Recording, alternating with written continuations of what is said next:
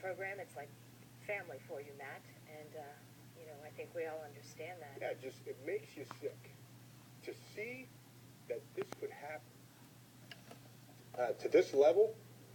If in fact that has happened, then you know, there's a part of me that, like I mentioned you earlier, just viscerally, you just want to go take care of it yourself, which is what I've always done and which is the wrong thing to do. But this is more than just a program. This is more than a football legacy. This is about people. And if we can't protect our kids, we as a society are pathetic. And so that's what I stand on. And I know, as I mentioned, Jerry Sandusky, your position coach, your coordinator, he's first spoke to you when he wanted to start the Second Mile Foundation. Matt, who is Jerry Sandusky? Who do you know right now, or what I thought I knew, or what I know? Yeah, is. Jerry Sandusky is your next door neighbor. He's the guy you know your whole life. He's a helpful guy. He's a lighthearted guy. He's a smart guy. He's a willing to help person. He's everything you want. I mean, that's the thing that just, could you see it coming? I mean, I've sat here. I've known the guy since 1976. I've been in meetings with him. He's been in my home. I've just, I can't.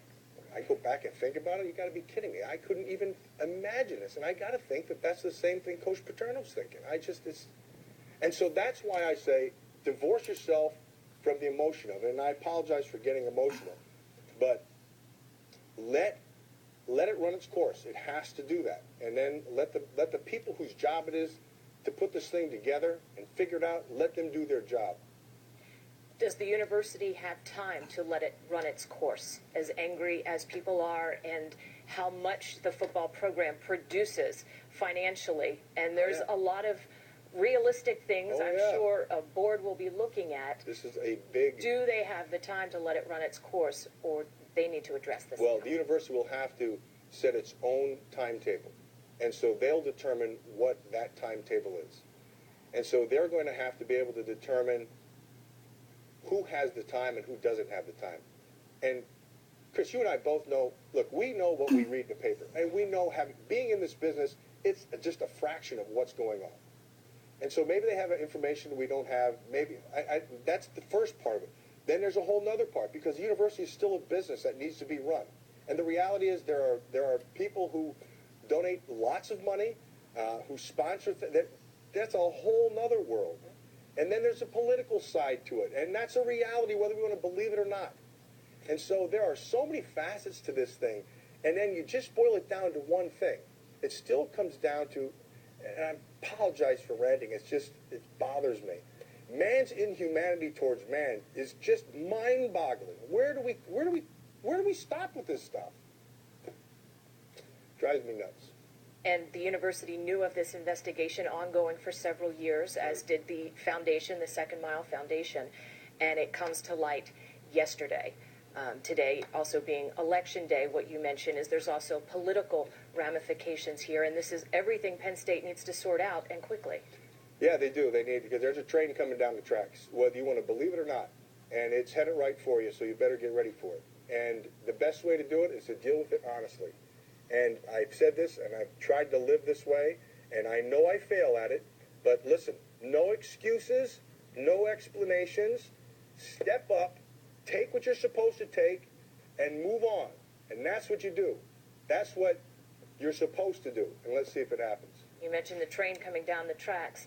Does the NCAA have a seat on that train? Where does the NCAA factor into this? I mean, this is really an indictment of us as a society when we talk about this. Here's this program. And you look at it from the NCAA side, they didn't break any rules. They didn't commit any violations. There's no money being paid. So from a football standpoint, they're out of it. But from a bigger picture, I have to think they're already involved. They have to be. I mean, the Penn State program has always been above everything else, largely because that's what Joe espoused and lived, and it was day to day. Was he perfect? No, he made some mistakes, but he corrected them. He faced them, And then he owned up to him. And that's what set him apart. And so I would expect that the NCAA is jumping in at some level, but the bigger factor remains that Penn State has to stop the train or face the train, and that's what it is. And it's bigger than institutional. This is about people, because we are what make up the institutions. And so there's some people who have been hurt in a major way, and that needs to be rectified. And there was Joe Paterno. Paterno's way, was it not to not just teach football, but to teach young men how to live their lives, get an education, and for so long he was what was different for many years now. And you know, sports. Chris, the shame of this, if this goes down the tracks that it looks like it's going down, that's not going to. Joe Paterno was different than everybody. He was just, and as much as I argued with the guy, and believe me, we had some humdingers, okay? I still respected the fact that he stood for something. He was able to stand his ground no matter what. Whether it was a political stance or whether it was a moral stance or whatever it was, he stood for something and he believed it. And he stood his ground, and he'd fight you on it. And he's going to fight on this one, too. I know that guy too well.